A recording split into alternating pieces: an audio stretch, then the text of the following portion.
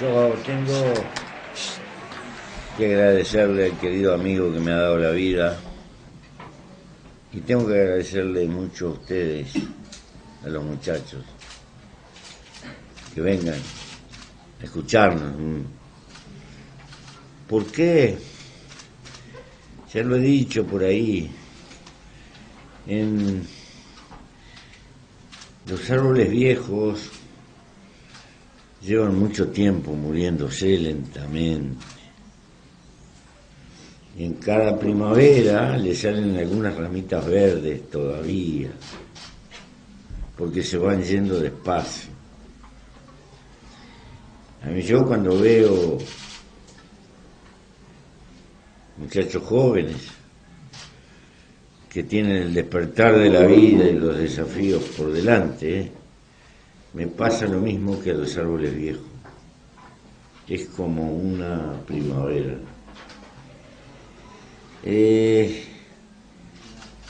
Porque se precisan abuelos también. Porque hay que transmitir el destilado de los años que hemos vivido a las nuevas generaciones, no con la pretensión de que nos entiendan, sino apenas que recuerden, y algún día, cuando ya empiecen a dejar de ser jóvenes, recuerden los porqué de consejos que se escuchan pero no se siguen, porque los hombres no aprendemos con la experiencia ajena, por desgracia, aprendemos con el dolor que vivimos. Pero se aprende mucho más del fracaso que del triunfo. Los triunfos envalentonan, nos ponen orgullosos y hasta vanidosos. Los fracasos, si no nos sepultan, si nos volvemos a levantar y volver a empezar, nos enseñan mucho, muchísimo. Y cuando se joven, se van a tener fracasos. Fracaso en el amor, fracaso en el fracaso en amigos que pensábamos que eran y no lo eran tanto, o la vida les jugó trampa. Y hay que aprender a sobrevivir con eso, sin pasar cuenta, viviendo hacia adelante. Por todo esto, soy yo que le tengo que agradecer a ustedes que estén acá. Son ustedes que me hacen un inmenso favor, porque yo estoy en el tiempo en que empiezo a despedirme. Ustedes están en el tiempo en que tienen que hacerse hombres y mujeres. Lo van a hacer. Y les va a caer la responsabilidad de navegar en un mundo que va a tener cambios muy duros. Estamos en la puerta de una nueva revolución del trabajo que va a influir en toda la sociedad. La masificación de las máquinas inteligentes, los robots sustituyendo al hombre en muchísimas tareas y el hombre luchando por el desarrollo de bienes públicos, por acortar la jornada del trabajo, por ganar ciertos derechos, y la economía con contradicciones. Los más lúcidos procurarán de que exista un salario básico, porque las máquinas pueden aumentar la productividad pero no consumen, y se necesitará que la gente tenga tiempo libre y capacidad de consumir, y va a ser un tiempo de 2 idiomas. Ustedes en inglés tendrán amigos que ni conocen en otros continentes. Y tal vez al final existan cambios institucionales que hoy no podemos ni prever, porque los nuevos medios de comunicación van a ir dejando medio obsoleto en nuestro concepto de democracia representativa. Y se abren las puertas tecnológicamente para una mayor participación en las decisiones de la gente, pero a su vez las sociedades van a ser infinitamente más complejas. Muchos de ustedes van a tener calificación terciaria y van a ser los trabajadores del mundo que va a venir, con un trabajo cada vez más intelectual y menos físico, pero que requiere más años de dedicación a la formación y menos años al trabajo activo, con todo lo que ello va a significar. Las revoluciones en el campo del trabajo han sacudido los cimientos de las sociedades en todas las épocas. Y estamos en la puerta de ese nuevo cambio. Les parecerá excesivo lo que estoy diciendo, pero en 15 años se tapó el mundo del telefonito. Apenas, en 15 años. Y han aparecido síntomas, desde Tierra del Fuego al Polo Norte. Todo el mundo saca fotos. Hablarán cualquier idioma. Se está creando los cimientos de una cultura globalizada creciente. No sé si será mejor o peor. Ojo, nunca va a significar la muerte de los localismos, porque los hombres somos de algún lado, y somos del lado donde se formó nuestra niñez. Los años de nuestra niñez nos sellan para siempre y son intransferibles. Y no podemos ser hombres abstractos, somos hombres y mujeres de algún lado. Y eso queda cunado y estampado en nosotros mismos. Eso no quiere decir que no podamos ser universales. Nuestro razonamiento puede llegar a ser bastante universal, nuestro corazón no. Nuestros sentires más profundos están ligados a esos años intransferibles de nuestra niñez. Y hoy sabemos que la personalidad, de lo bueno y de lo malo, se empieza a gestar en la panza de nuestras madres. Y que los primeros 3 años de la vida son intransferibles y lo que se pierde ahí no se gana más. Y después, por todo esto, tenemos que recordar una cosa básica, muchachos.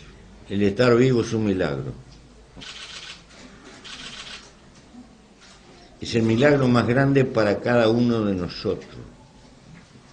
Nada vale más que la vida.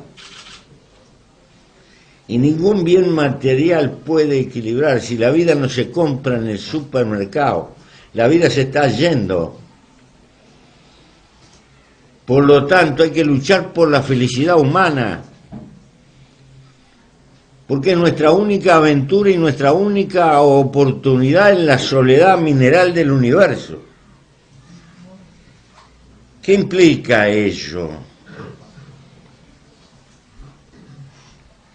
Somos monos raros. La naturaleza nos dio conciencia. Y por darnos conciencia pudo el ser humano ir creando civilización.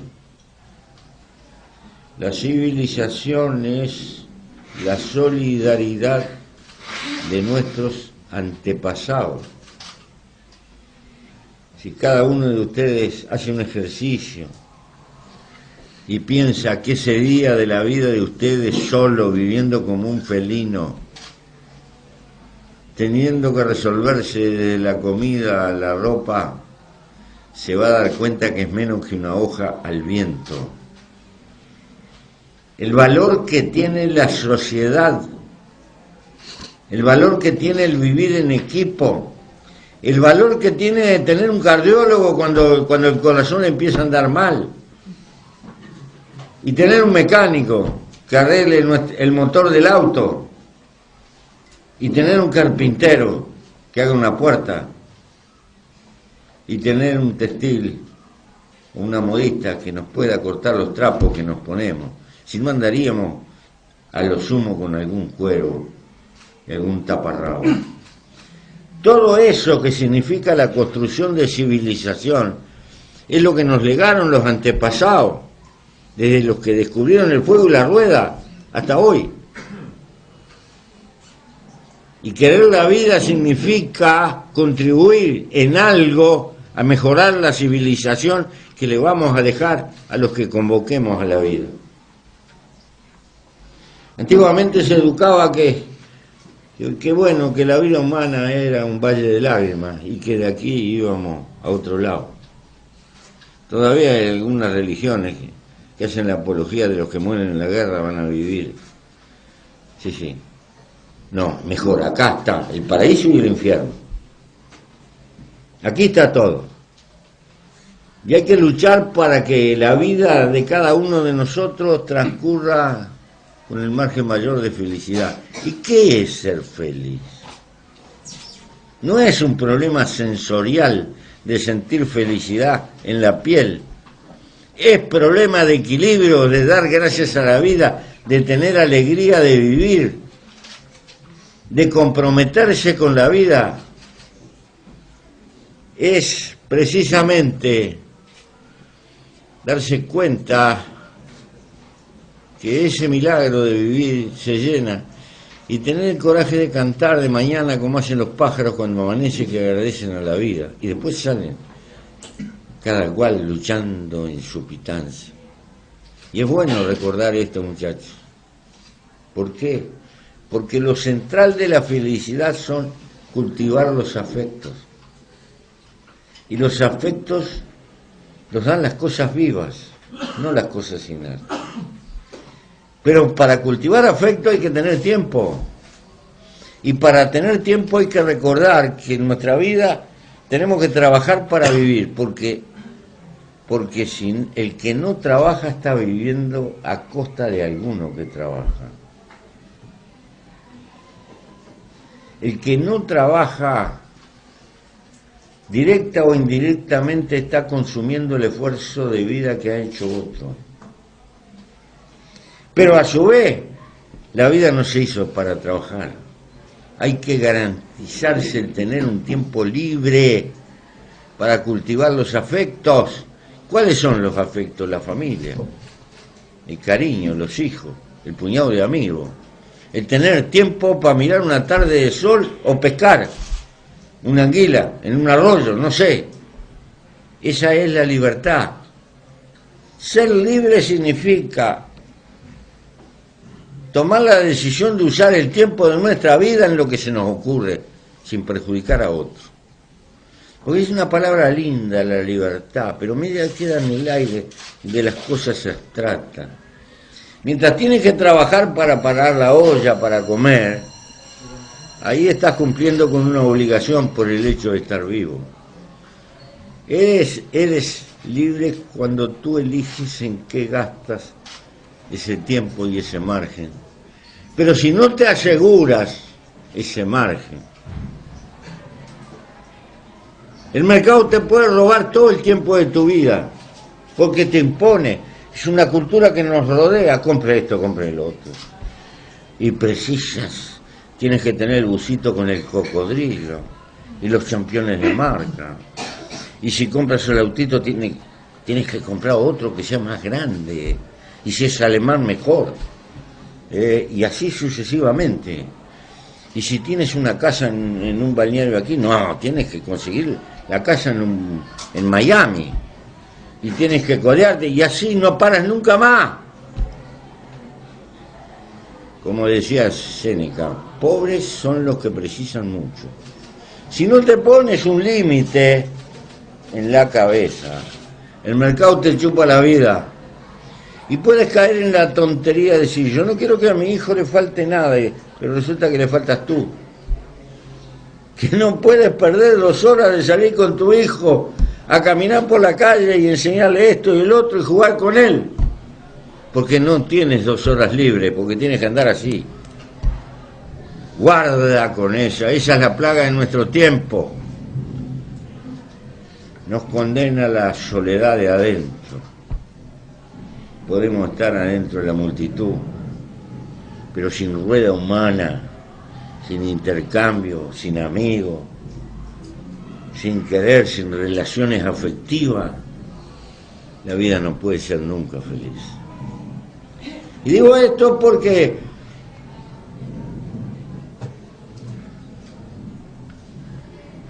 la mayor cantidad de muertos son los suicidios, superan a los muertos de todas las guerras en el mundo actual. Hay más muertos por suicidio que la suma de los muertos de la guerra más la suma de todos los homicidios del mundo. ¿Por qué? Es el único animal que atenta contra su propia vida. Quiere decir que algo pasa acá. Si la vida es el valor mayor que podemos tener, atentar contra la vida significa que la vida se nos transformó en una carga, en una negación, en un sacrificio. Algo está fallando y este es un problema cultural. No es un problema de riqueza o de pobreza, es un problema de felicidad. Por eso, muchachos, vale la pena hablar de estas cosas.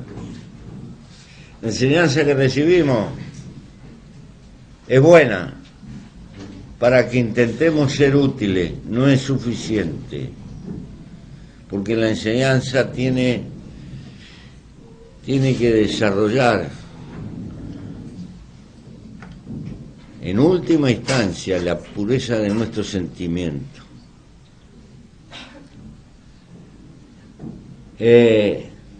Hasta cierto punto,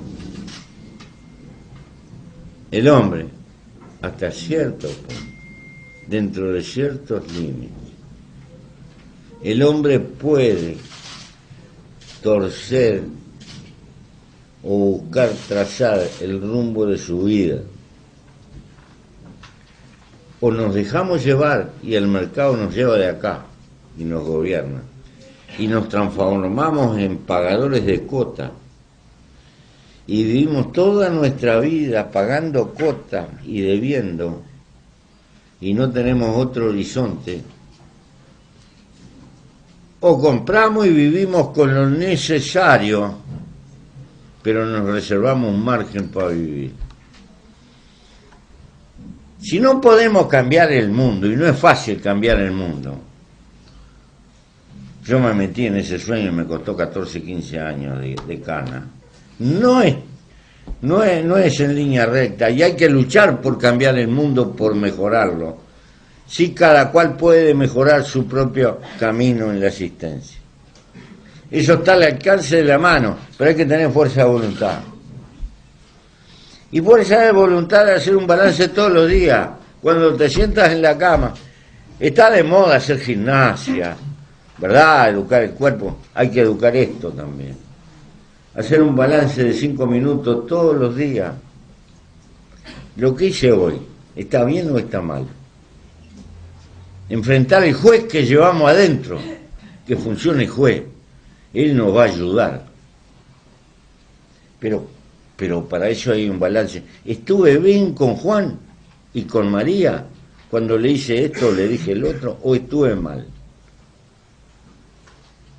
Y si tienen en cuenta lo que dije antes, que uno aprende más de los errores, se van a dar cuenta que en ese ejercicio nos vamos mejorando a nosotros mismos. Hay que luchar, si queremos un mundo mejor, luchar en cada uno de nosotros de ser un poco mejor, de no dejarnos arrastrar por la pérdida de valores, aprender a conocernos y aprender a dominarnos,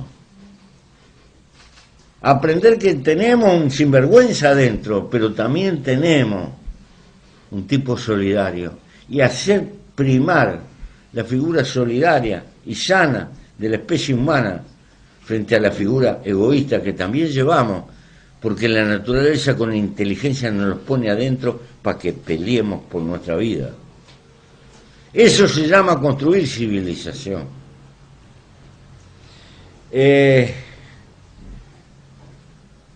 Yo sé, yo no quiero hablar de política, porque todo es política. Prefiero hablar de la vida, sinceramente. Pero quiero resumir. Como somos gregarios, no podemos vivir en soledad. Siempre pienso que la afirmación de Aristóteles es maravillosa. El hombre es un animal político. ¿Por qué? Porque es gregario. Necesita sociedad. Pero la naturaleza nos hace semejantes, no iguales. Por lo tanto, tenemos matices. Y siempre va a haber conflictos en la sociedad. Alguien tiene que administrar y amortiguar los conflictos que son inevitables porque necesitamos sociedad. Si se rompe la sociedad, es el mundo de la soledad, de la fiera, cada cual hace que haga la suya. Y ese es el papel de la política. El papel de la política es intermediar en las contradicciones que inevitablemente existen y existirán siempre en la sociedad. ¿Por qué? Si fuéramos perfectos, si fuéramos dioses, no tendríamos conflicto. Pero somos humanos y por lo tanto tenemos conflicto y tendremos. Ese es el papel superior de la política. Ahora, como en nuestra época hemos sustituido, tenemos un Dios cristiano que anda por ahí, un papa, una iglesia y otras iglesias, pero en realidad estamos en un mundo muy laico, de hecho, y el nuevo Dios es el mercado. La nueva religión que organiza nuestra vida en gran medida es el mercado. Y el gran valor que nos tira el mercado es que tú triunfas y acumulas plata.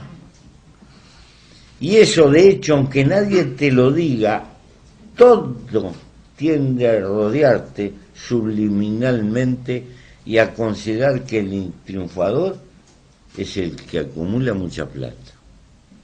Por lo tanto, no ha de extrañarnos que haya mucha gente que utilice la política como un elemento para hacer plata. Y ahí se nos pudre toda la canasta de huevos. Ahí se apolilla todo. ¿Por qué? Porque la política no es una profesión.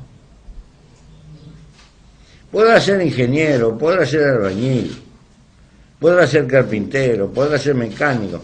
Son profesiones dignas de las cuales puedes vivir. Pero la política no es una profesión, es una pasión.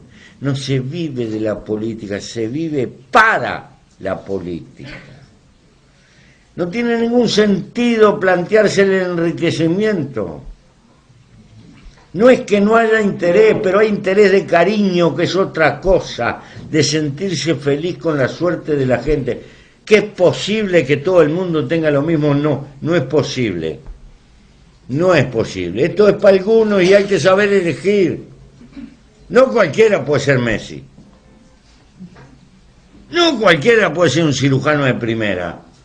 No cualquiera puede ser un músico de esos que te pone los pelos de punta porque te emociona. Bueno, en el género humano hay una variedad, hay que elegir la gente. Los que ponen el alma para la política. Y hay que separarlos tanto. Lo que pasa es que este problema no se ha discutido. En política hay que vivir como vive la mayoría de la gente y no como vive la minoría. Hay que vivir. ¿Por qué? Porque esas son las repúblicas. Las repúblicas vinieron para suscribir que nadie es más que nadie. Y quien sueñe por un mundo cada vez un poco más igual tiene la obligación de vivir con los valores de la mayoría de su gente. Y no como la minoría privilegiada. Pero acá nos han cambiado el pastel. Señor presidente, tiene que ganar un sueldo bárbaro, porque si no gana un sueldo bárbaro. No. Parece que los capaces, los técnicos se contratan, pero el alma no se puede contratar. Esto no se arregla con plata. He visto, el sistema político brasilero le paga, Dios me libre lo que paga, no sirve para nada. ¿Por qué? Porque nunca alcanza nada. Si entraste en la rosca de que precisás más y más y más y más, no alcanza la plata del mundo, y por ese camino estamos fritos. Pero hay gente que vive, que puede vivir con sencillez y comprometido con una causa, y no es nada genial. Y muchachos, no me pueden agarrar a mí de fenómeno. Lo normal debiera ser el sentimiento republicano que la mayoría de los políticos viven, como vive la mayoría de su pueblo. Un escaloncito común y corriente de la clase media humilde, ni siquiera de lo más acomodado de la clase media. Y no se precisa más, alcanza y sobra. ¿Por qué? Porque abajo de ese nivel todavía tiene mucha gente que está más jodida, con mucho menos medios. Y el día que la gente tenga un poco más, puede tener más. Pero no es un problema de plata, eso puede ser para la gerencia de una fábrica. Puede ser. Lo que cuenta en política es el grado de compromiso. Pero bueno. ¿Y por qué me parece que es esencial? Porque si no la gente deja de creer en la gente. Y creo que el peor mal para un pueblo colectivamente es no tener esperanza, no creer en algo. Los seres humanos tenemos que creer en algo. Es una característica antropológica del hombre. A lo largo de las edades, en cualquier tiempo y en cualquier lugar de la Tierra, los grupos humanos inventaron una religión en la cual creer. Y no existe utopía mayor que una religión. ¿Por qué lo hace la criatura humana? Porque necesita creer. Colectivamente como sociedad tenemos que creer. Y nuestra enfermedad contemporánea es que tendemos a no creer en nada. Y como no podemos creer en nada, nos semi-enamoramos de una camisa, de una marca, de un auto, de cualquier cacharro, de cualquier porquería, porque en definitiva no podemos creer. Y creo que este es la crisis más grave contemporáneamente. Reflotar ese nivel colectivo de amor a la vida me parece esencial. Finalmente, muchachos, a ustedes les va a tocar vivir un mundo distinto y tendrán la responsabilidad de luchar en él. No va a ser una hamaca paraguaya que se mece con el viento. No, la vida es lucha. Todo progreso social siempre costó lucha. Desapareció la esclavitud porque hubo gente que luchó, desapareció. Las 8 horas de trabajo un día se reconocieron porque hubo gente que luchó y murió por ella. Todo, la jubilación, todo progreso humano significó gente que luchó. Y gente que luchó colectivamente y que hizo corrientes de pensamiento. Así ha sido desde la antigüedad. A ustedes les va a tocar o resignarse o vegetar o luchar. Eso va a depender de la decisión que tome cada cual en su cabeza. Uno puede expresar inconformismo en una rueda de amigos en un boliche. Es una cosa. El asunto es cuando el inconformismo se multiplica en organización humana y se transforma en colectivo. No hay hombre insustituible y tipos fenomenales. Hay causas fenomenales. Esas son el verdadero motor de la evolución humana. Por eso, cometan los errores de su tiempo, no los nuestros. ¿Cuál fue el error fundamental de nuestro tiempo?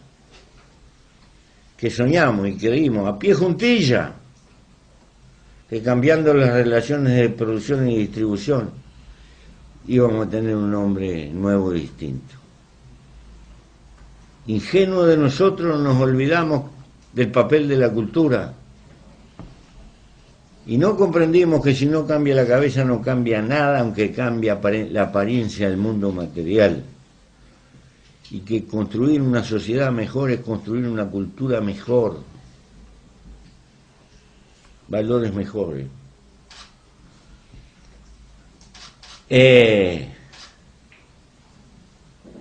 Por eso no se quedan a medio camino. No deben de cometer el error de nuestro tiempo, cometan el de vuestro tiempo. Finalmente,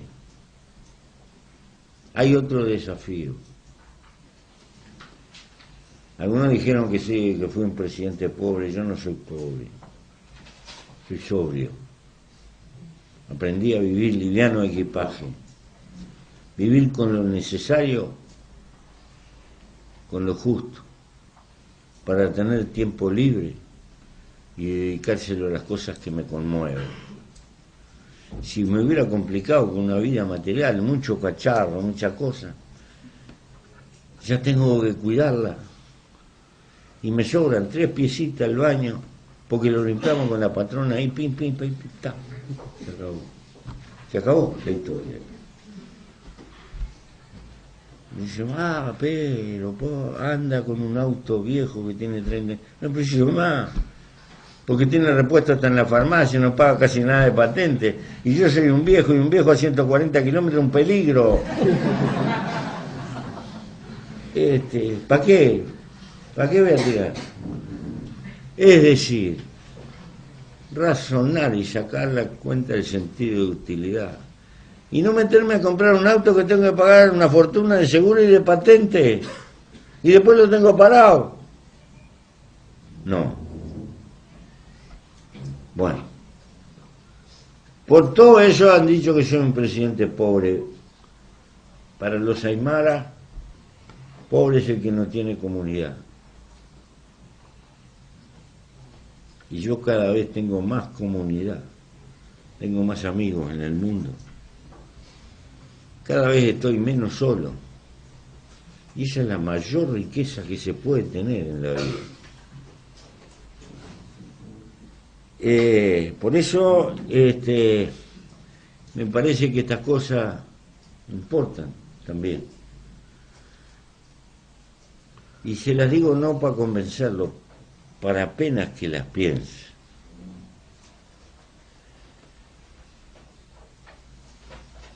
Lo otro, insisto,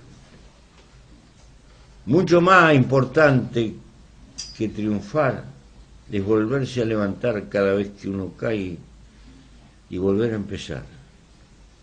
La vida siempre es volver a empezar hasta el momento que nos vamos. ¿Por qué? Porque es la forma más hermosa de vivir feliz.